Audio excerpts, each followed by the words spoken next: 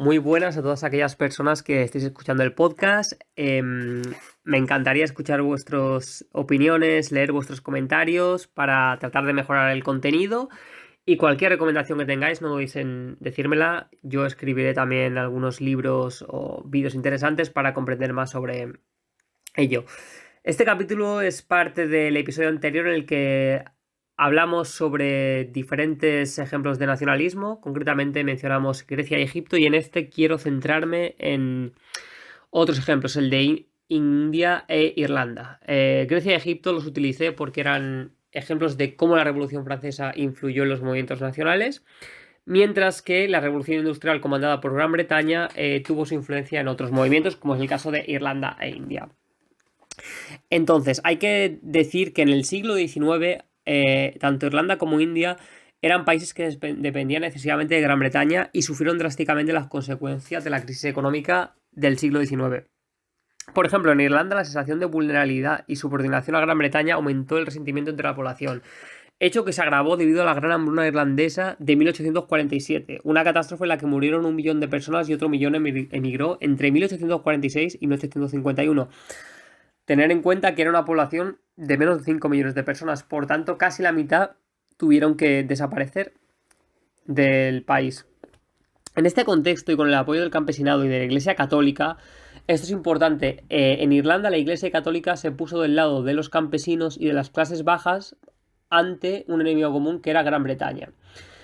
En ese sentido, Daniel O'Connell lideró el movimiento nacional irlandés de derogación a principios de la década de 1840. El ejemplo de la unificación de Italia sirvió para extender entre los irlandeses el sentimiento del derecho a gestionar sus asuntos nacionales, y el principio de nacionalidad fue ampliamente discutido a finales del siglo XIX. La unificación de Italia tuvo lugar a partir de 1870, y eso es una muestra de cómo las ideas que expandían a través de Europa tuvieron su influencia en otros contextos. Ya lo vimos en vídeos anteriores con el ejemplo de los jóvenes europeos, los movimientos nacionales, la Revolución Francesa y demás movimientos. En ese sentido, el jurista británico Albert Bendisi escribió un artículo en 1888 en el que definía el principio de nacionalidad como un dogma indemostrable y definía a los irlandeses nacionalistas como fanáticos que inevitablemente deben romper la unidad política de la nación. Aquí vemos una idea que se puede extrapolar a la sociedad contemporánea. El hecho de que un grupo de gente quiere lograr la independencia porque se consideran una nación diferente, mientras que en el otro lado existe un grupo de personas que no quieren o perder sus colonias o que su país se vaya desintegrando. Siempre ha sido así en la historia. Entonces, si hoy en día podemos encontrar el caso de Escocia o el caso de Cataluña o el caso de Quebec en Canadá, en aquella época pues era el caso de que Gran Bretaña tenía un imperio y no quería perder ninguna de sus colonias. Obviamente Irlanda tenía el aliciente de que al estar tan cerca, una posible separación sería muy dolorosa para el Reino Unido. En ese sentido, para contraponer el argumento expresado por el jurista británico Deasy, el periodista William Harwood Dawson dio a entender que las demandas de autodeterminación eran una cuestión de supervivencia para los irlandeses, no solo de geopolítica. Él viajó por el sur de Irlanda a finales de 1880 y escribió sobre la miserable vida que vivían los irlandeses. Un año antes, el parlamentario irlandés John Dillon había expuesto la desconfianza de los irlandeses contra el gobierno británico, haciendo hincapié en la nación para unir a todos. John Dillon dijo lo siguiente: ¿vamos a ser hombres libres en Irlanda o vamos a dirigir nuestros asuntos públicos a las órdenes de cualquier hombre que viva fuera de Irlanda? Esta retórica nacionalista se utilizó para unir al pueblo contra la influencia británica y para desarrollar un sentimiento de identidad nacional. Sin embargo, primero era necesario modernizar el país para organizar la lucha por la independencia. Esto es importante, la modernización. No bastaba con una dialéctica empleada para unir a las masas si no era materialmente posible unirlas. Es decir, si no existían los medios de comunicación adecuados, si las carreteras no estaban construidas para hacer llegar las noticias, si no existía una lengua común para comunicarse entre las personas de la sociedad. En ese sentido, en la década de 1910 ya 20 años después de los movimientos de John Dillon, de los escritos de Harwood Dawson sobre la condición de vida de los irlandeses, Irlanda había progresado considerablemente en esos años. En 1911, más de un tercio de la población vivía en pueblos y ciudades, lo cual era un avance muy avanzado considerando las décadas anteriores. Entonces, los avances tecnológicos ayudaron a la sociedad a orquestar la demanda de independencia. En ese sentido, los nacionalistas irlandeses abogaban por un sentimiento de identidad colectiva, pero también tienen en cuenta las perspectivas utilitarias y económicas. En principio, creían que la soberanía irlandesa y la separación de Gran Bretaña originarían una nueva era de prosperidad.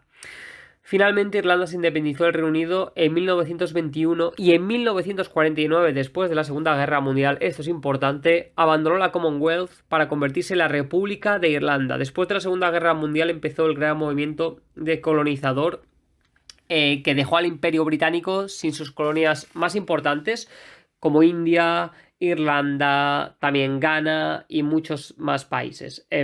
Obviamente la Segunda Guerra Mundial tuvo como consecuencia de que muchos miembros de las colonias lucharon contra los nazis y los fascistas y por tanto eso movilizó a las masas y les ayudó a seguir protestando hasta que finalmente consiguieron la independencia.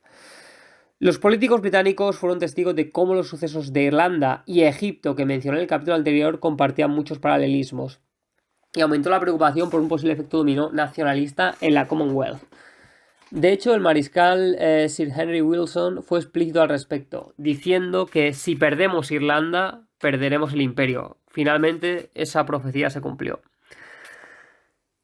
Fue precisamente siguiendo el ejemplo del movimiento irlandés de autonomía entre 1915 y 1918, cuando tuvo su gran apogeo con la gran revolución de Pascua, comandada por los irlandeses, por James Connolly como su gran figura.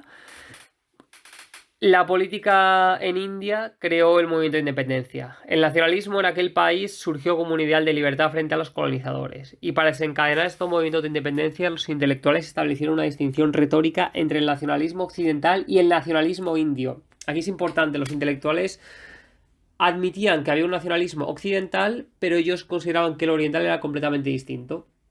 En primer lugar, según ellos, el nacionalismo de Occidente se basaba en la industrialización, mientras que el nacionalismo de India se basaba supuestamente en una capacidad mística interna en cada persona. Era una diferencia entre modernización y espiritualismo, entre materialismo y orientalización. Y esto contribuía a originar una narrativa de superioridad oriental frente a la occidental entre los intelectuales. En la práctica, esto significaba que una persona podía emplearse en las industrias modernas y participar en la política moderna, pero aún así podía seguir manteniendo la zona interior de soberanía para preservar la identidad nacional india. Por tanto, podían aprovecharse de los avances implementados por los británicos siempre y cuando no perdiesen su propia identidad. El tema de la identidad es muy importante y ya lo hemos discutido en capítulos anteriores, cuando Anderson hablaba de cómo la identidad era una historia que se creaba entre la población para buscar un objetivo común, pero que no se podía demostrar de una manera empírica, a diferencia de otros historiadores que sí que piensan que es algo inherente en el ser humano. Según esta teoría, el discurso nacionalista indio aceptaba y rechazaba simultáneamente el dominio, tanto epistémico como moral, de una cultura ajena. En este contexto, el nacionalismo era una combinación de modernización y espíritu de la identidad nacional que buscaba la independencia. Hablando de intelectuales, hubo dos figuras importantes en la India del siglo XX. Una de ellas es mundialmente conocida, la otra no tanto. Mahatma Gandhi es posiblemente la persona más famosa en la historia de India y él defendía la idea de espiritualidad para derrotar al imperialismo británico e incluyó al campesinado en el movimiento nacionalista. De esta manera, la independencia en India se alcanza y Gandhi, que trata de realizar un movimiento de desobediencia civil pacífica inspirada en Henry David Thoreau y otros movimientos anteriores, su objetivo fue demostrar una superioridad moral ante el Imperio Británico que mataba a los indios que se rebelaban contra el imperio, mientras que estos no luchaban, y finalmente consiguió el objetivo. Por otra parte, mientras que Gandhi, aunque de manera pacífica, defendía el nacionalismo, el filósofo y premio Nobel Tagore, que era anterior a Gandhi, rechazaba cualquier tipo de nacionalismo por su carácter amenazador y su supresión de la moral en favor de una organización mecánica. Tagore definió el sistema utilitario de mecanización del mundo occidental como una perfecta organización del poder sin idealismo espiritual. Para él, el espíritu de conflicto y conquista está en el origen y el centro del nacionalismo occidental. Además, el concepto de nación no debía emplearse para alimentar sentimientos de odio hacia otras comunidades. Debía ser un ámbito de moralidad e ilustración representado por la humanidad. Es decir, él no está en contra del todo del nacionalismo, pero si tenemos en cuenta que la sociedad de India, la sociedad oriental, ha sido influenciada claramente por las invasiones occidentales de siglos anteriores, era muy complicado tratar de separar esos nacionalismos como si lo hicieron otros intelectuales. Y de esta manera, finalmente, como he comentado anteriormente, India se independizó, al igual que Irlanda, y ahí comenzó el temido efecto dominó de la Commonwealth británica. Terminando este programa, se podría pensar que el nacionalismo es una corriente que tiene connotaciones muy negativas, y de eso hablaremos en otros episodios. Pero aún así hay otros pensadores que elogiaban el nacionalismo. Por ejemplo, estaba el historiador británico Alfred Ekman Zimmer, que en 1923, ante la continua pelea de que la guerra mundial se había originado como un conflicto europeo de naciones, para él no se trató tanto de eso, sino que se llevó a cabo porque la Primera Guerra Mundial y los años anteriores se caracterizaron por una campaña contra la negación de la justicia y libertad a hombres y mujeres. Para él, el nacionalismo no está contrapuesto a un ideal de libertad, de igualdad. Entonces, él era un convencido de la integración del internacionalismo y el nacionalismo para crear una protección común entre los estados. Esto lo menciona Yuval Noah Harari en 21 lecciones para el siglo XXI, en el que él habla de internacional nacionalismo, en el que algunos gobernantes actuales hablan de reforzar las fronteras, mantener cada uno su propia identidad y de esta manera llevar a cabo un procedimiento que ellos consideran más pacífico. Obviamente, en el siglo anterior quizá podría discutirse que esa idea tuviera más efecto, pero en una sociedad tan globalizada y comandada en su mayoría por un mercado común, Yuval Noah Harari duda de que eso pueda llevarse a cabo.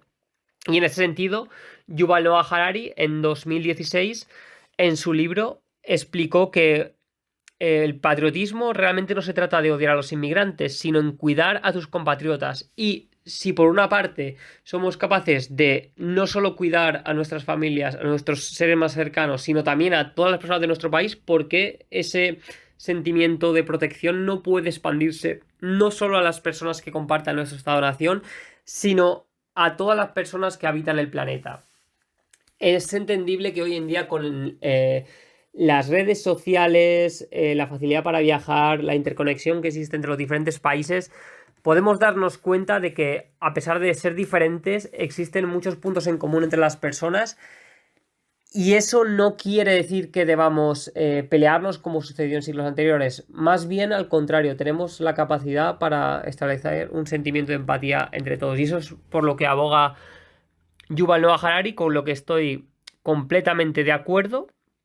Ese internacional nacionalismo tiene que ver con esa teoría en globalizar la política para abrazar a las distintas culturas, a las distintas personas.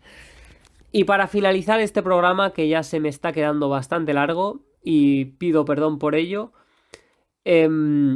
terminar diciendo que en los próximos episodios hablaremos del lado más oscuro del nacionalismo. Y cualquier duda, comentario, recomendación, estoy encantado de leer vuestros comentarios. Muchas gracias y que paséis buen día.